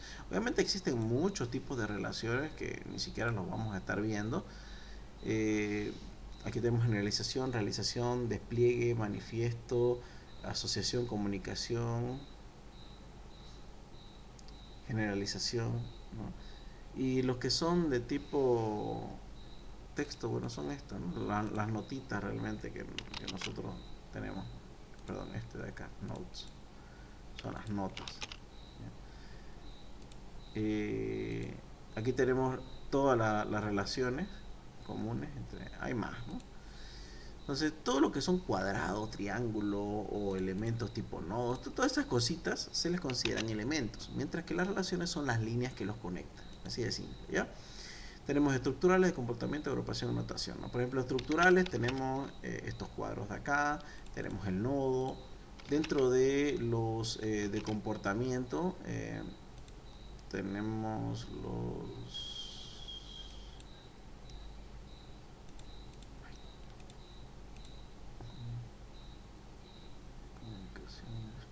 Hace ratito lo saqué. En package tenemos, estos son los de agrupación, ¿no? Creamos paquetes. Aquí está un paquete, vamos a ingresar cosas aquí. Bueno, los ingresamos, lo podemos ingresar de esta forma, así. ¿Ya? Tenemos los de notación, ya lo vimos, por ejemplo este de acá, nota, y demás. Y después tenemos todas las líneas. No voy a guardar nada. Y finalmente los diagramas son los conjuntos de elementos y relaciones que nos muestran algo en específico. Los diagramas pueden ser de estructura o estáticos y de comportamiento o dinámico.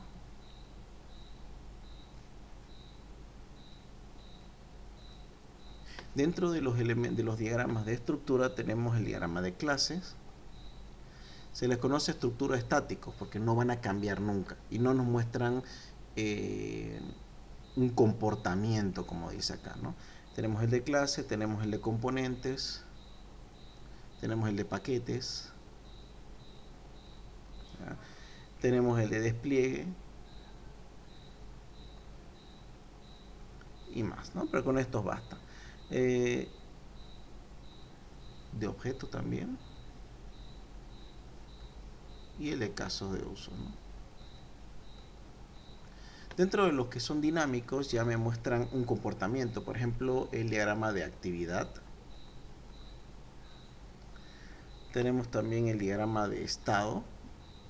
Este no lo han visto ustedes todavía, pero lo van a ver el próximo semestre. Tenemos el de tiempo. Tenemos el de navegación. Tenemos el de secuencia y comunicación.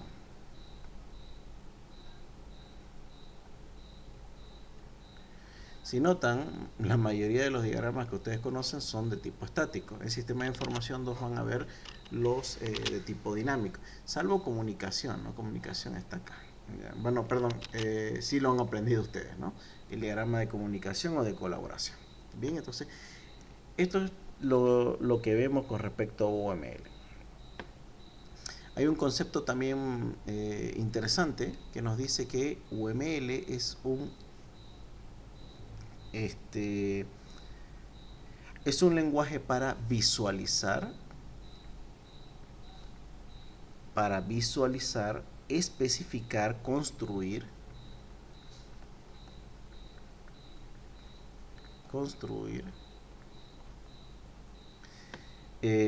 y documentar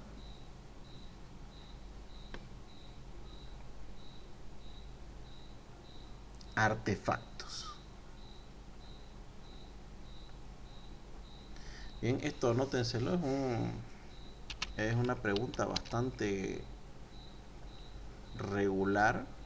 ¿Para qué sirve o cuál es la visión, cuál es el objetivo de UML? Visualizar, especificar, construir y documentar artefactos.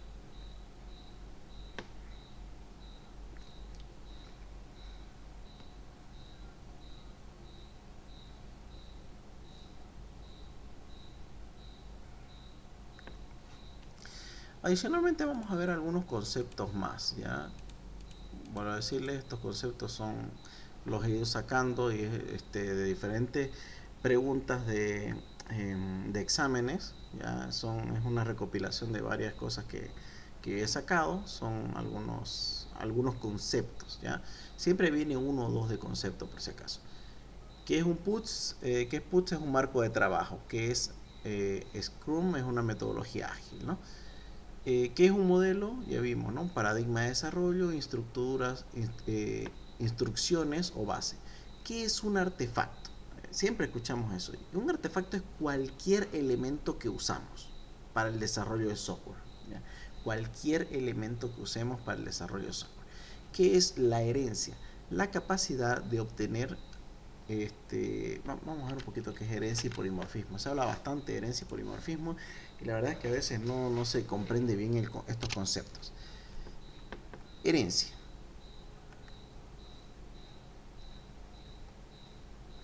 ¿Qué es herencia? Bueno, son características comunes, ¿ya?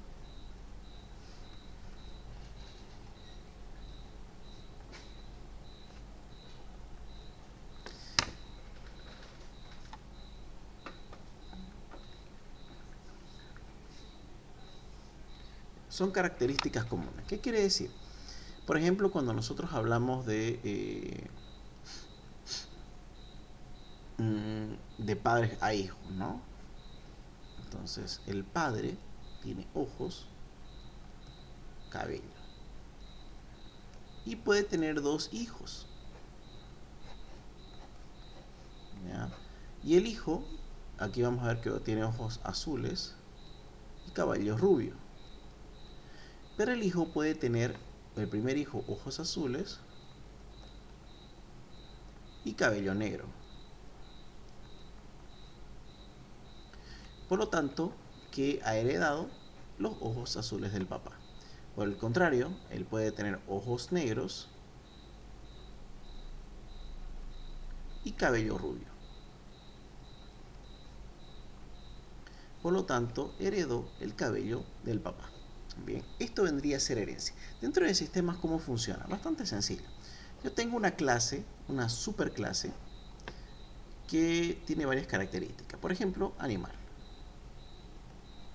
Bien. El animal puede tener color, y tamaño ya. Después aquí vamos a ver lo que es un perro. El perro va a tener raza, ¿no? Y acá vamos a tener otro que se llama gato.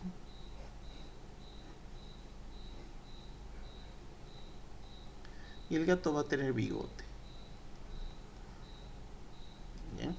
Entonces, tanto el perro como el gato son animales. El perro tiene raza y también tiene color y tamaño, mientras el gato tiene bigote, color y tamaño. Como es una característica que ambos comparten, se genera una superclase que está más arriba, que ya tiene los dos atributos de perro y de gato. Bien, esto se le considera herencia. Por ejemplo, yo tengo un perro, solamente la clase perro tiene raza, pero como hereda de animal también podría haber el color y el tamaño. Eso es herencia. ¿Qué es polimorfismo? Bueno, aquí si quieren anótenlo un poquito. Polimorfismo se habla de otra cosita. Ya. Mayormente, como le digo, el tema de herencia, esto en base a datos es sumamente fácil, es sumamente conocido, el tema de la herencia. Ahora la pregunta es, ¿qué es polimorfismo? Cuando nosotros hablamos de polimorfismo,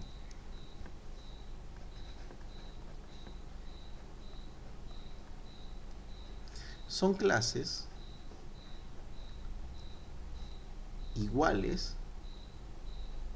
que trabajan diferente.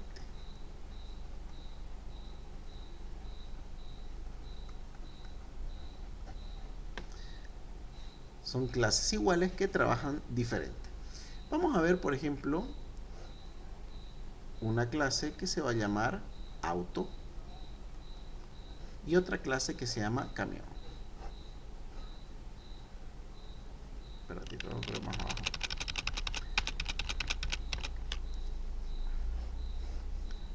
Más grande, auto y camión.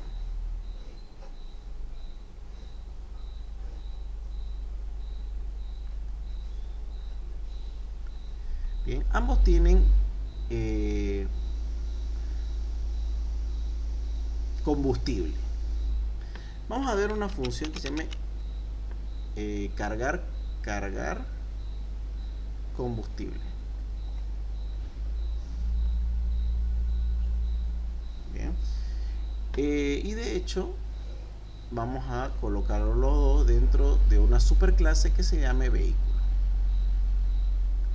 Entonces, como camión y auto tienen cargar combustible, vamos a ponerlo aquí. Entonces, el vehículo va a tener carga de combustible que van a heredar tanto autos como camión. Pero aquí tenemos un pequeño problema. Y es que si bien ambos cargan combustible, funciona de manera diferente. Porque el auto carga gasolina. Mientras que el camión carga diésel. Funcionan, o sea, son el mismo nombre, hacen lo mismo, pero tienen una variación. ¿Eso en programación se ve? Claro que sí. Se le considera como un override.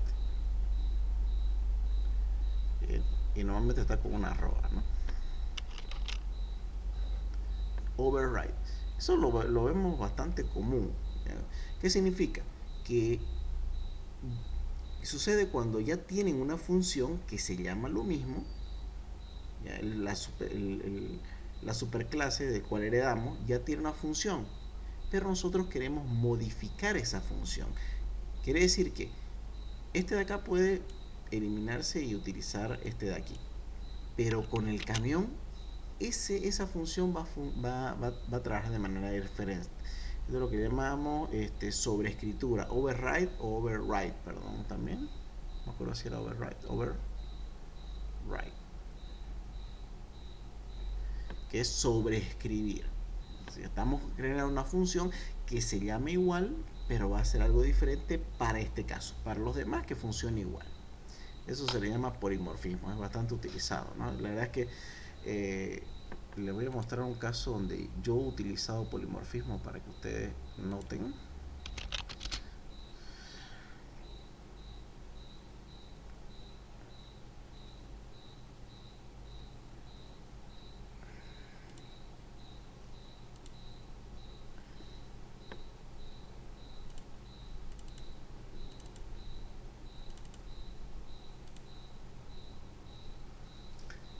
Por ejemplo, aquí tenemos los models. No, aquí no era en aquí. En helper. No, esto no, sería en models. Aquí está. Miren, eh, vamos a ver que aquí nosotros heredamos una función, que en este caso se llama models. ¿Ya? ¿Dónde está aquí?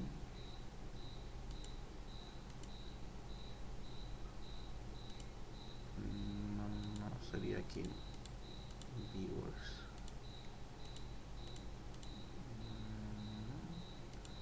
Maximus.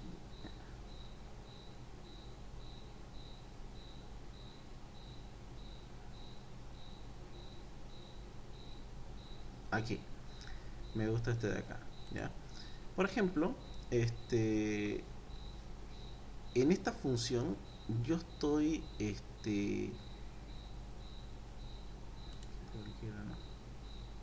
ya.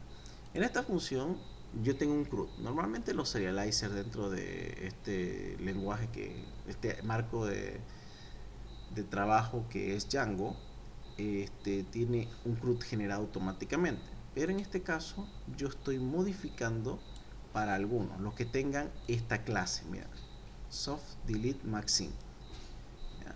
Los que tengan esto van a heredar la función destroy, pero sin embargo van a trabajar diferente. ¿Ya? No va a ser lo mismo. Y aquí vamos a ver que hay algunas que tienen el maxim y otros, por ejemplo, vamos a ver uno que no lo tenga, porque la mayoría lo tiene.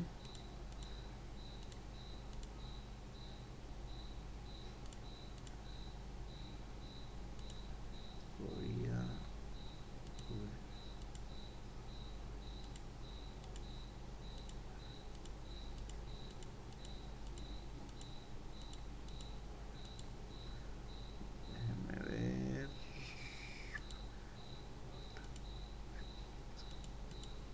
Bueno, por ahí debe haber una que no tiene, ¿ya? Aquí miren, por ejemplo, hereda de otra cosa, ¿no? No tiene nada que ver con. Bueno, no pillo realmente uno que no lo tenga. Ah, miren, por ejemplo, este de acá, Search Helper, y aquí, no usa, ¿no? Usa el model viewset. En cambio, utiliza el soft delete maxim. Lo cual, ¿qué significa? Que va a funcionar, pero está agregando una función que va a hacer un cambio. O sea, estoy sobreescribiendo. De por sí este model viewset que genera el delete. Pero al hacer yo esto, y lo estoy colocando delante, voy a sobreescribir la función destroy y le voy a dar otra funcionalidad, que es la que yo quiero. ¿Ya? Bien. Entonces eso es todo con respecto a UML. Y lo último que vamos a ver con puts, ya yéndonos rapidito, ya sé que tienen mucho sueño, vamos a ver un poco acerca de cómo funciona puts realmente. Ya, para ello estoy acá cargando. Esto por si acaso igual está en el drive. Intento sacar todo el drive para que ustedes vean que ahí está todo ahí lo tenemos. Bien. Este de aquí es proceso unificado de desarrollo de software. PUT significa proceso unificado de desarrollo de software y es uno de los modelos más utilizados en la actualidad. De hecho, ustedes cuando hagan sus proyectos de final de grado, si es que lo llegan a hacer, lo trabajarían por medio de PUTs. PUTs es bastante bueno porque está hecho para proyectos que son medianos, largos y grandes y pequeños. ¿Ya? Y básicamente sería como programar en papel, donde nosotros le damos las em, diferentes herramientas para que puedan desarrollar a gusto. ¿Ya? ¿Cómo funciona el PUTS? El PUTS tiene tres pilares. Vamos a ponerlo aquí a un ladito. Pilares, vamos a ver. Tiene tres pilares de PUTS. Vamos a quedar entonces PUTS. Proceso unificado de desarrollo de software. El primer pilar es que es iterativo e incremental.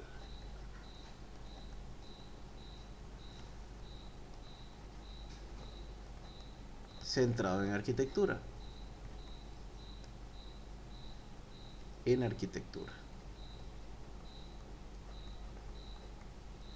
y basado en casos de uso.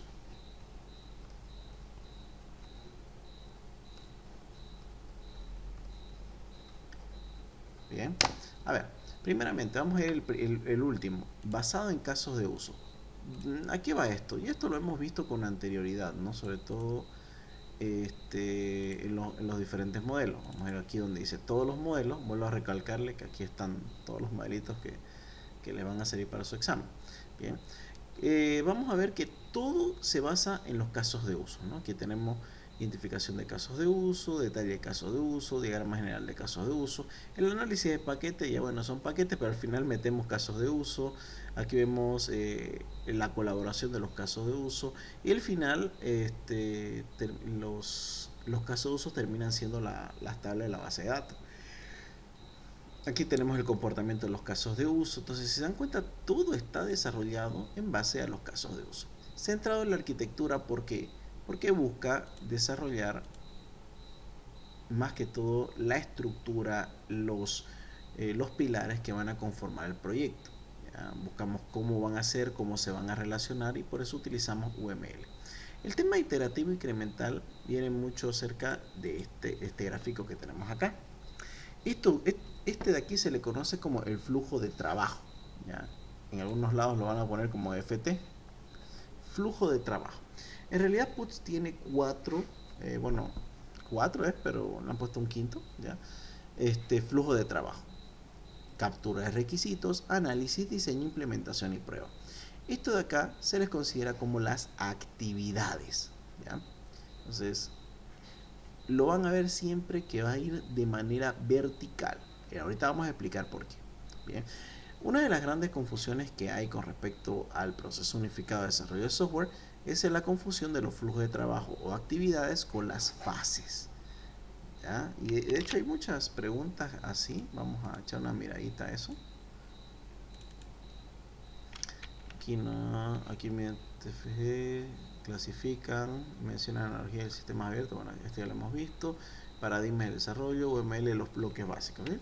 Tal cual justo lo que hemos visto ahorita. Vamos al primer parcial.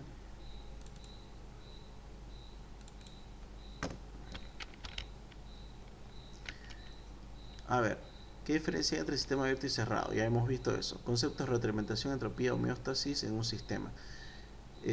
Homeostasis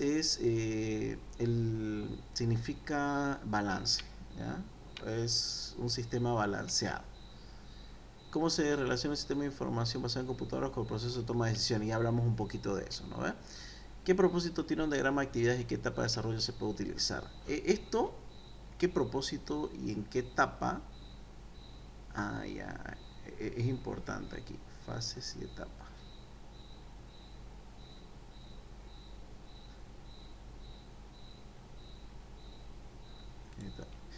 Aquí vemos etapa.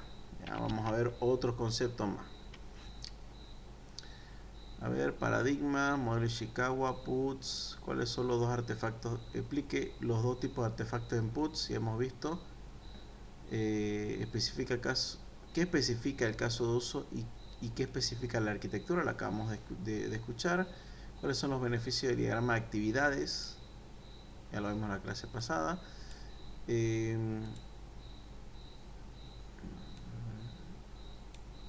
¿Cuáles son las tendencias que buscan la aplicación de la práctica de la teoría general de sistemas? ¿Qué modelo? ¿Cuáles son los bloques básicos? Ya lo vimos también. Quiero ver algo acerca de esto. Jerarquía. A ver este de acá.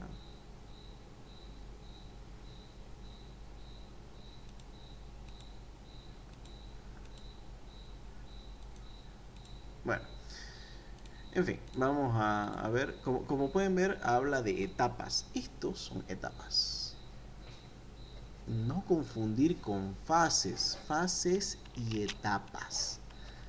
¿Ya? Flujo de trabajo, actividades, etapas. Y con fases. ¿Ya? Esta es una de las principales confusiones siempre que hay. Fases y etapas. Las fases vienen de manera horizontal, mientras las etapas vienen de manera vertical. ¿Qué significa? Las fases son los procesos, las partes por las que pasa el desarrollo en general.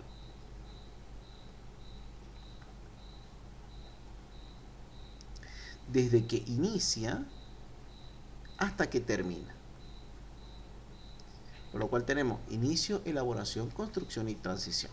Bien, ahora entonces, ¿qué es una etapa? Bueno, como hemos visto, PUTS es un sistema iterativo incremental, es un modelo de iterativo incremental. ¿Qué significa? Que no es vertical ni horizontal, sino va de esta forma.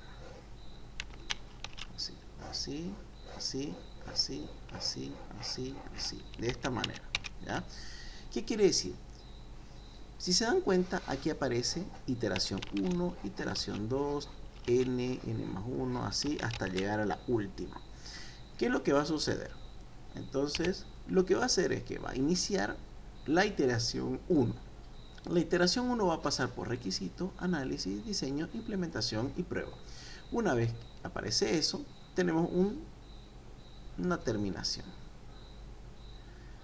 Esto se va a agregar de manera incremental a la siguiente iteración. Y otra vez se va a hacer análisis, diseño, implementación y prueba. Otra vez termina. Va a ser lo mismo para la siguiente iteración, lo mismo para la siguiente, lo mismo para la siguiente y así hasta que se termine el proyecto. ¿Ya? Ahora, esta estructura no nos dice cuántas iteraciones debe haber por cada fase. En realidad puede haber la que ustedes quieran. Puede haber una del inicio, 3 de elaboración, 2 de construcción, una de transición, la que ustedes deseen. No están obligados a llevar una cantidad de iteraciones. ¿Qué es una iteración? Una iteración es un proceso repetitivo, un proceso que se repite.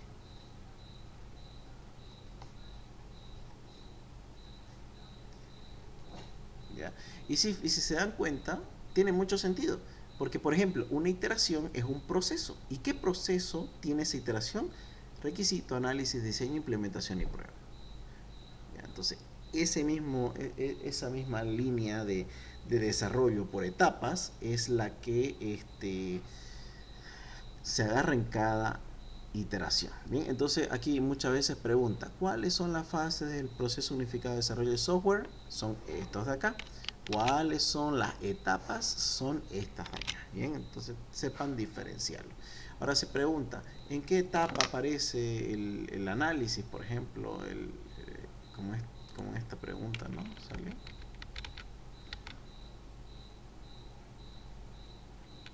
¿Qué propósito tiene el diagrama de actividades y en qué etapa de desarrollo se suele utilizar? Y ustedes buscan, ¿no? ¿Dónde está el diagrama de actividades? Está en la captura de requisitos. Entonces, en esa etapa es la que se suele utilizar.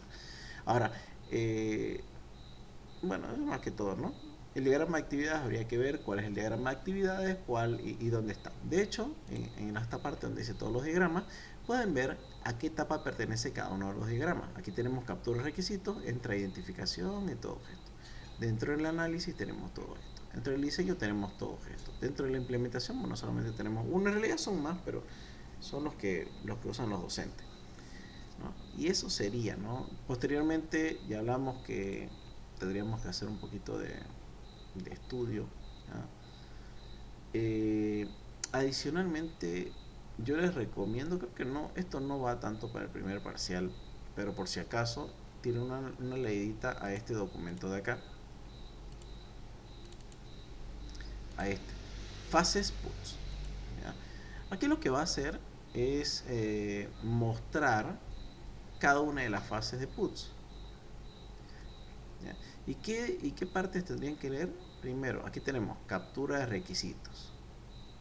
¿Ya? La primera es captura de requisitos. Lo que tenemos que leer mayormente es esto de acá. Actividades dentro de la captura de requisitos. Vamos a notar que aparecen personas, roles y actividades que desempeñan dentro de la captura de requisitos.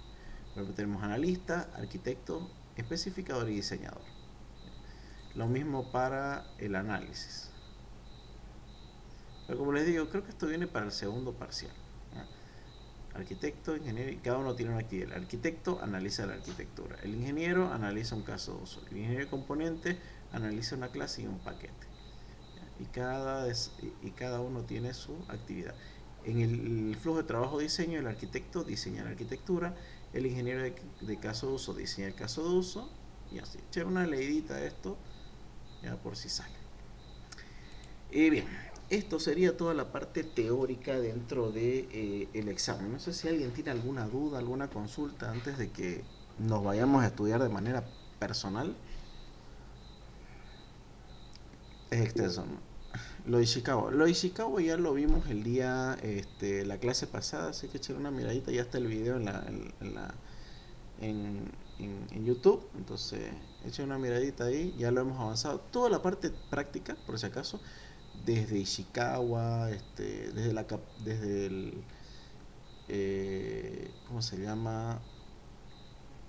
Desde el alcance, pasando por Ishikawa, estos modelos, análisis y, y el flujo de trabajo, captura requisitos, lo vimos, creo que lo vimos el sábado. Entonces echen una miradita, está bien explicado ahí, ya en vez de que aquí capaz lo vuelvo a chipar. Ahorita lo que estábamos viendo es más que todo teoría, ¿ya? ¿Cómo acceder? Ya les paso. Hay un link a una lista de reproducción, ¿no? Que es esta de acá, mira. Echa una miradita a esto.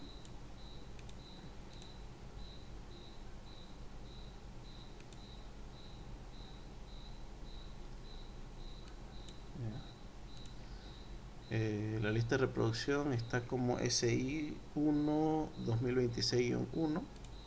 ¿Ya? Aquí está todos los videos que hemos estado haciendo. Tenemos el 1, instalaciones generales, migración y modelo, y clase 3, casos de estudio, flujo de trabajo, captura requisitos y análisis. ¿Ya? Todo lo que vimos. Por ejemplo, aquí estuvimos viendo el tema de la espina de pescado. No, ahí estábamos. Ahí tenemos todo el tema de Ishikawa. Estábamos viendo. Hasta llegar a la espina de pescado, ¿no? Que está explicadito. Aquí tenemos ya, fuimos viendo cómo se hace cada uno de los diagramas. Eché una miradita. Análisis de paquete, diagrama de colaboración, diagrama de clase análisis, y aquí un poquito de explicación en el código. ¿Ya? Como le he hecho una miradita a este curso, está en la lista de reproducción. Terminando la clase, voy a subirlo y yo creo que unos 15 minutos ya estaría subido. Bien, entonces lo de hoy, teoría, lo del sábado, práctica. La práctica vale 60-70 puntos, así que échenle más a la práctica, más que a la teoría. Pero igual vean conceptos generales, ¿ya? La idea de la clase del día de hoy es que vean esos conceptos generales y sobre todo, si se dan cuenta, yo en vez de darle que sí, tiene obviamente su, su significado exacto, pero antes de hacer un significado exacto, busquen una relación. Por ejemplo, lo que le comenté, ¿no? La entropía, lo de su cuarto. Entonces, se les da imágenes visuales para que ustedes se acuerden. Intenta acordarse los conceptos de esa manera. Echen una leída también como le digo, a ver, ¿qué tienen que leer? Estas preguntas base, bueno, en realidad ya lo hemos explicado el día de hoy, la mayoría de estas preguntas. Aquí también solamente hasta el 14. Aquí todos son 16 preguntas, las otras son 14. Esto de aquí sí obligatoriamente hay que aprenderlo al menos hasta aquí, hasta el diagrama general de paquetes. ¿Ya? Adicionalmente, aquí mismo, dentro del primer parcial, aparece de definiciones. Eché una leída porque hay una o dos preguntas acerca de definiciones exactas. ¿Ya? Y eso sería más que todo.